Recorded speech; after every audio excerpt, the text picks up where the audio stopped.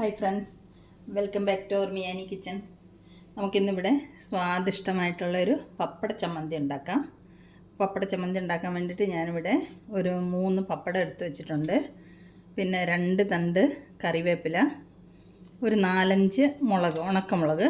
ഇത് കാശ്മീരി ചില്ലിയും എരിവുള്ള മുളകും കൂടെ രണ്ടും കൂടെ മിക്സാണ്. ഒരു 4-5 എണ്ണം എടുത്തിട്ടുണ്ട്.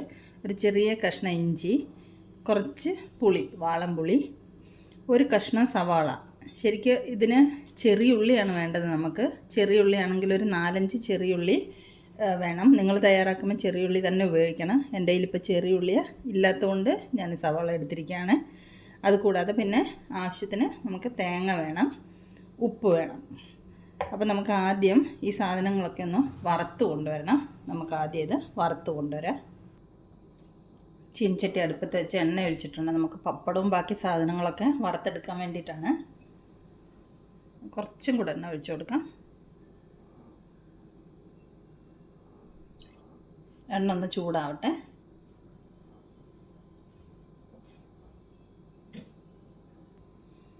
എണ്ണ ചൂടായിട്ടുണ്ട്. നമുക്ക് ആദ്യം പപ്പടം വറുത്തെടുക്കാം. 3 പപ്പടമാണ് എടുത്തിരിക്കുന്നത്. നമുക്ക് ഓരോ പപ്പടം വറുത്തെടുക്കാം.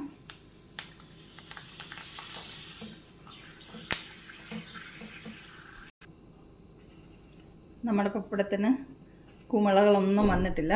പൊള്ളുന്ന പപ്പടമല്ല. രണ്ടാമത്തെ പപ്പടവും വറുത്തെടുക്കാം. ഒട്ടും പൊള്ളി വന്നിട്ടില്ല പപ്പടം.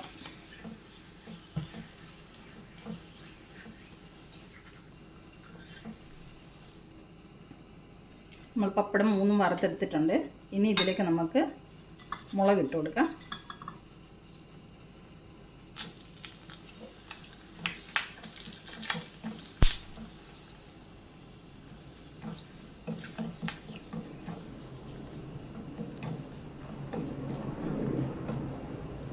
മുളക് ഫ്രൈ ആയിട്ടുണ്ട്. മുളക് നമുക്ക് കോരി മാറ്റിയെടുക്കാം.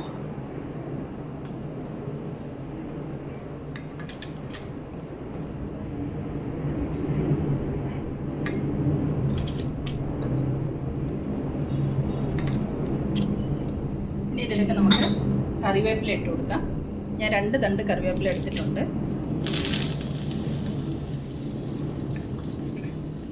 ഇതിലേക്ക് നമുക്ക് സവാള അരിഞ്ഞ് വെച്ചിരിക്കുന്നത് ഇട്ട് കൊടുക്കാം.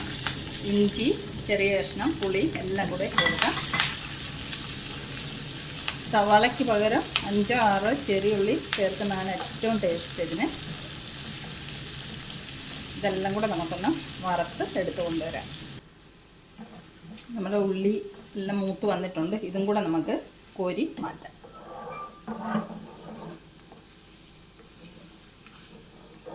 എണ്ണയില്ലാതെ കോരി മാറ്റിയെടുക്കാം. നമ്മൾ ഈ വറുത്ത് വെച്ചിരിക്കുന്ന സാധനങ്ങളെല്ലാം കൂടെ ഒരു മിക്സിയുടെ ജാറിലേക്ക് ഇട്ട് കൊടുക്കാം.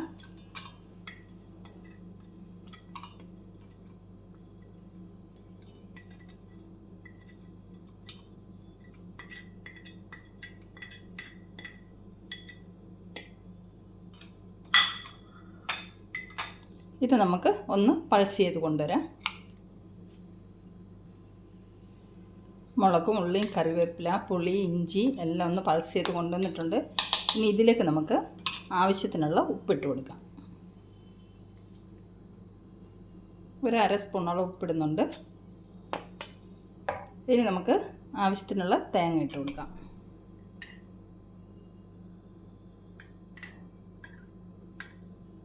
ഇനി ഇതിന് ഒരു 3/4 ബൗൾ തേങ്ങ എടുത്തിട്ടുണ്ട്.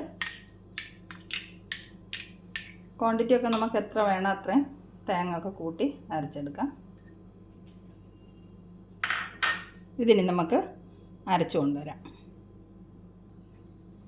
ചമ്മന്തി അരച്ചു കൊണ്ടുവന്നിട്ടുണ്ട്. ഇത് നമുക്കൊരു പ്ലേറ്റിലേക്ക് മാറ്റാം.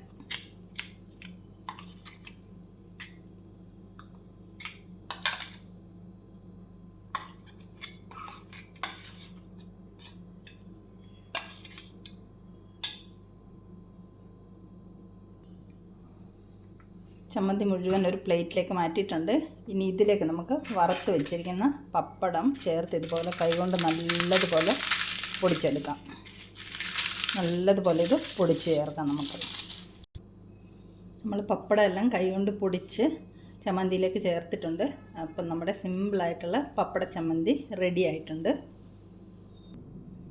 നമ്മുടെ സിമ്പിളായിട്ടുള്ള പപ്പട ചമ്മന്തിയുടെ റെസിപ്പി ഇഷ്ടമായെങ്കിൽ എല്ലാവരും തയ്യാറാക്കി നോക്കണം.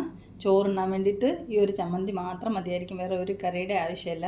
നല്ല ടേസ്റ്റി ആയിട്ടുള്ളൊരു ചമ്മന്തിയാണ്. അപ്പം ഇതുപോലെ സിമ്പിൾ റെസിപ്പീസുമായി നമുക്ക് വീണ്ടും മിയാനി കിച്ചണിൽ കാണാം. Thanks a lot for watching the video.